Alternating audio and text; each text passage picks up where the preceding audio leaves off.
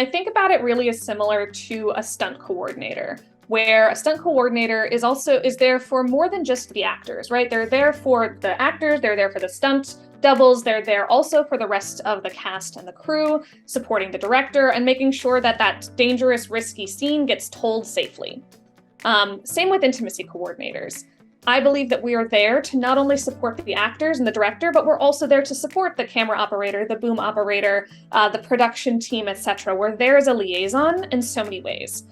And one thing, like, I don't, at this moment in time, I don't demonize productions or like blame productions for not using an intimacy coordinator.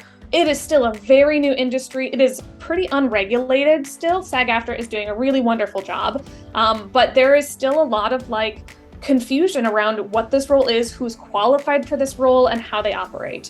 So that being said, like, productions choosing not to utilize intimacy coordinators, I actually really understand and recognize that there is a respectful way to make that choice at this moment.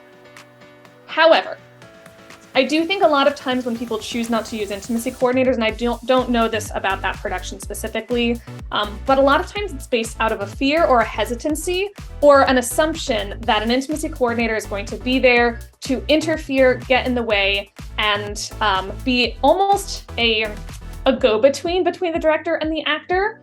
And that is really threatening to the director-actor relationship, which is a really precious thing. Mm-hmm.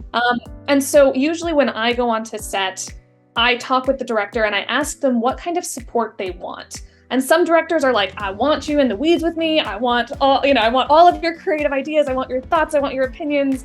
And some directors are like, look, I like to do this in this way. Here's how I want to function. And so it's my needs and their needs. And we figure out where that wiggle room is.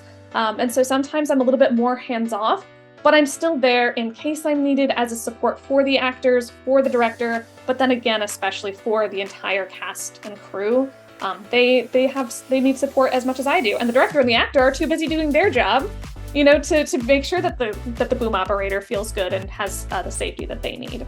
So at the end of the day, my general guideline is that if there's simulated sex, simulated genital contact, or nudity or hyperexposure, those are like a must for having an intimacy coordinator. There's a line there in that like heavy makeout zone where it could potentially be okay to not have one. Usually I'll say I recommend it. But if there is a power dynamic at play, which having, a star actor with a very new actor, that's something that we want to be really cautious of, because that's a space where coercion can really easily happen. So then that line of having an intimacy coordinator goes a little bit more. And then beyond that, I think it's at your producer's discretion.